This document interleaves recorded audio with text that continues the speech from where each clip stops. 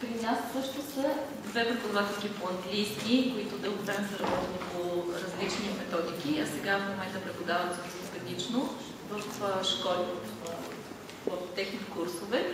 И сега може да видите и малко какво се случва в такива школи, където се преподава вече на възрастни, и да видите как нещата, които се случват с децата, се случват и с възрастни. Заповядайте. Каня Дени и Галя.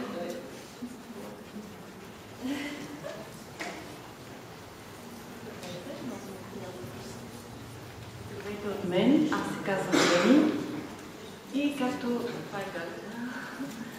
И както каза Веси, всъщност ние помагаме и поощряваме хора, възрастни, да учат английски по логопедичен начин вече 6 месеца, след като изкарахме курс при професор Лозанов това лято на Сливен. Как започна всичко лично при мен? Преди 2 години си поръчах по интернет тази книжка, защото имах вътрешно чувство, че може би тя е за мен. Тя дойде, отворих я, почнах да я чета. Но някак си не ми се отдаваше да разбера термини, които вътре са упоменати, защото те са научни термини.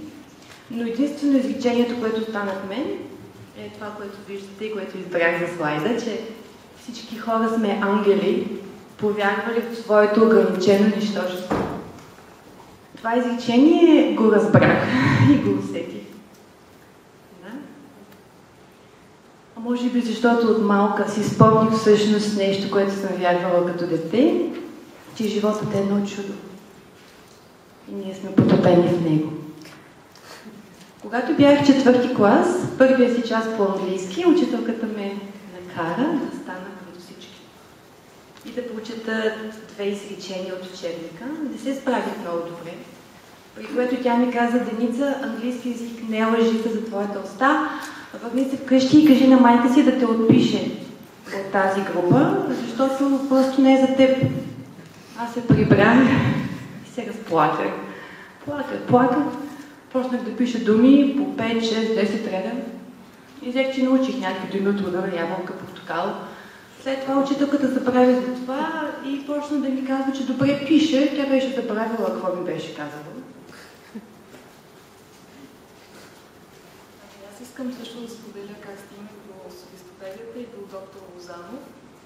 Всъщност разбрах за метода софистопедия в Софийския университет, в 3-ти курс, мисля, беше в моето обучение, но бях станала преподавател доста преди това.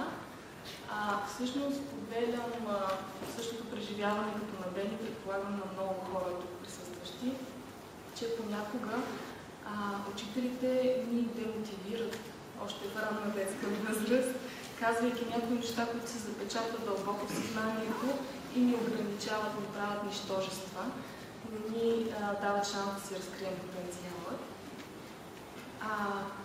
Защо вдъхновение? Защо вдъхновение? Аз бях вдъхновена, когато разбрах за метода, защото вече бях станала преподавател и знаех, имах някакъв опит, бях достигнала до някакви изводи, как всъщност трябва да се учи. Никой не ми беше казвал как. Аз сама открих пътя към правилното за себе си обучение, което е без натиск, което е с много свобода, с много респект, с любов, с всеки един от обучаващите се просто да се чувства като у дома си, да се чувства в своя език, за да може да даде най-доброто от себе си. И това намерих като така обобщение в методиката.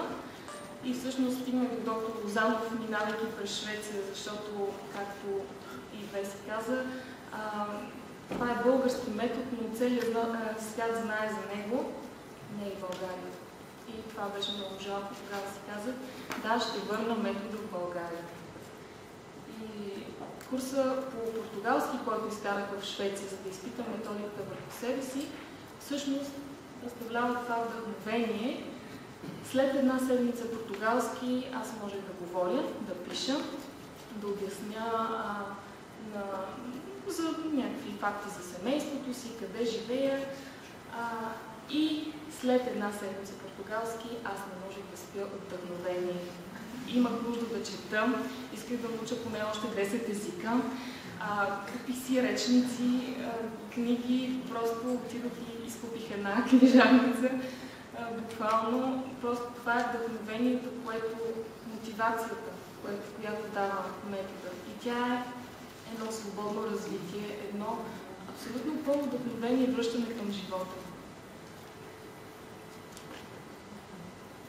За да продължа Галка, връщане към живота, нещо към което всички се връщаме и искаме да се върнем.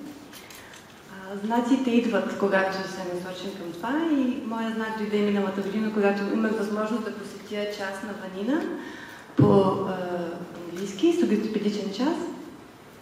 Наблюдавах го и изпитах много емоция. Видях много цвят.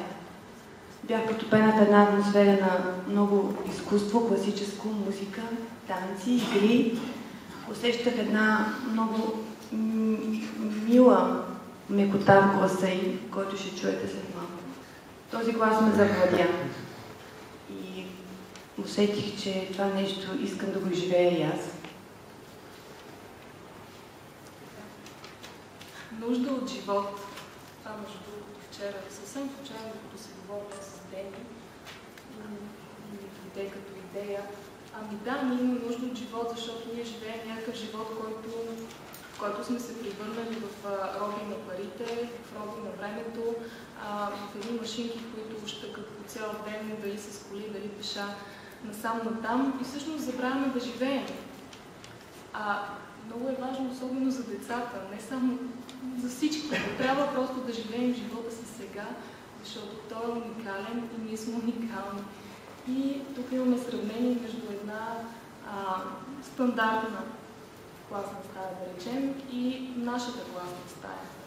Нашата класна стая е цветна, тя е пълна с играчки, които през цялото време всички могат да гушкат, да си играят, има игри, има, тук в случая виждате един танц с песен,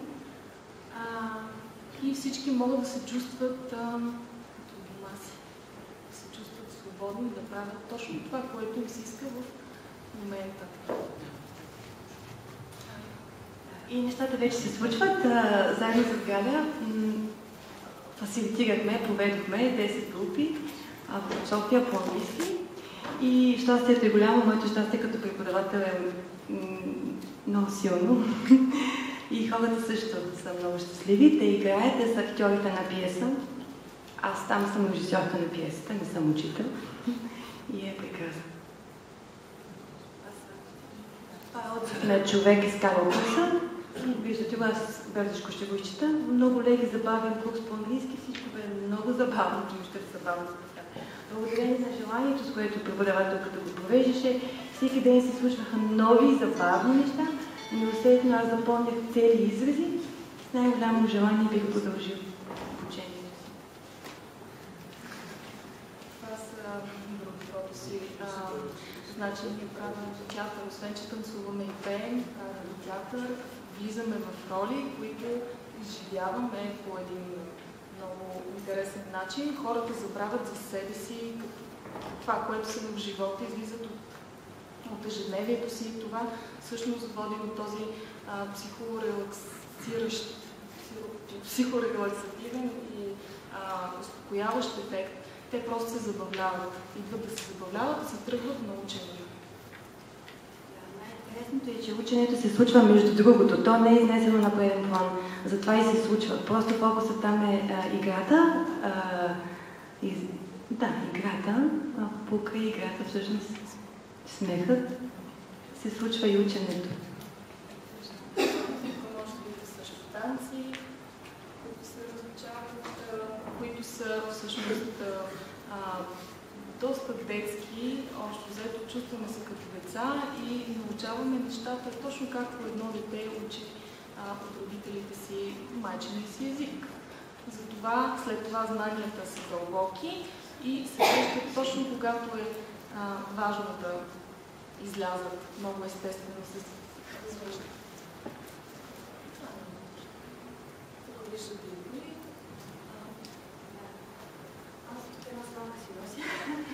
че проблемите на образованието са факт, защото гледаме на него просто през много тясна слонка гледаме. Но моята мечта, желание, вяра, мотивация е, че като вкараме емоцията и преживяването в един учебен процес, нашата книга ще се разшири. И когато тя се разшири, може би ще се случи това, за което сега Галя ще ви каже. Ами нашата мечта е с логопедията просто да се докоснем до всички и да зарадва всички. И мечтаем за един международен логопедичен център, защото смятаме, че България заслужава това, доктор Лозанов заслужава това, просто ние да бъдем центъра на логопедията. Това не е много лесно, защото има, знаете, много финансови казуси и други казуси, съпротивления от страна на някакви институции. Просто има нужда хората да проумеят, че това е един, не искам да казвам дума, всеки ще го определи по своя си начин, то просто трябва да се живее, не може да се опише. Това е една радост, това е едно щастие. Всеки има нужда от това нещо, защото ние сме малко загубени в това общество, в което живеем, само с стрес, от всякъде неприятни емоции, имаме нужда от радост. Извинявайте, че малко времето напредва, но също друго, което има нужда да бъдат обучени преподаватели, не само по езици, не в училища, така че приканваме, който му е интересно да разгледа, да го чете и да се забавлява с нас.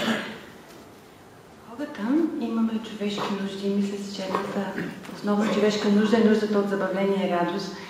На края последното занятие на сертификатите, които давам на моите курсисти, записвам на гърба на сертификата и подарявам този цитат, защото много вярвам в него, искам да го изчета и да го усетим заедно.